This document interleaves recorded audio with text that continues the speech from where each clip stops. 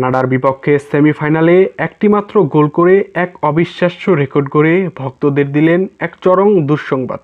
Copa আমেরিকার ফাইনালের পরই হয়তো জাতীয় দলের জার্নিটা শেষ করবেন এলেমটেন।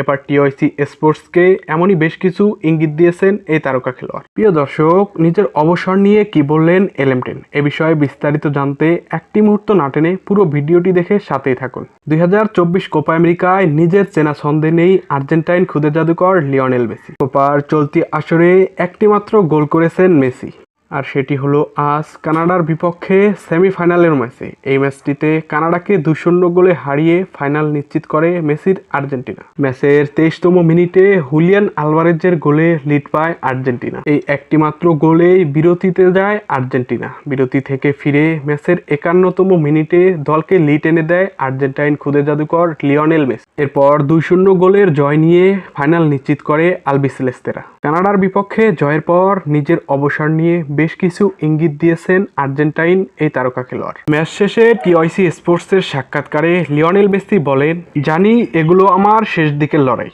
আমি এগুলোকে পুরোপুরি উপভোগ করছি। আবার ফাইনালে আসাটা সহজ ছিল না, আমাদের উপভোগ করতে হবে, প্রতিটি মুহূর্তকে উপভোগ করতে হবে। এছাড়াও টানা দ্বিতীয়বারের মতো কোপার ফাইনালে আর্জেন্টিনা। কোপা আমেরিকার এবারের আসর নিয়ে আর্জেন্টাইন এই তারকা খেলোয়াড় বলেন, এবারের যাত্রাটা সহজ ছিল না, এই দলটা যা করেছে তা পাগলামো, আর্জেন্টিনার জাতীয় দল যা করেছে তাও।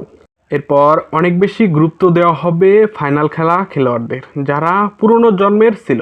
এছাড়াও কানাডার বিপক্ষে একটিমাত্র গোল করে ফুটবলারের ইতিহাসে জাতীয় দলের দ্বিতীয় সর্বোচ্চ গোলদাতার স্থানে লিওনেল মেসি। ইরানের কিংবদন্তি আলী দাইংয়ের 109 গোলের রেকর্ডে ভাগ বসালেন আর্জেন্টাইন মহাতারকা লিওনেল মেসি। নিজের রেকর্ডের দিনে লিওনেল মেসির এমন ইঙ্গিত অবশ্যই বলে দিচ্ছে কোপা আমেরিকার পর হয়তো অবসরে যাবেন এই তারকা।